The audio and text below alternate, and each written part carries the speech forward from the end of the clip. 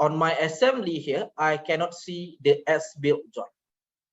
Okay, mainly the reason why, because of your assembly right now, okay, your component, your assemble right now, is not capture the design history. So you just need to right click here, capture design history. Okay, what is design history? Okay, design history is stand for something like this.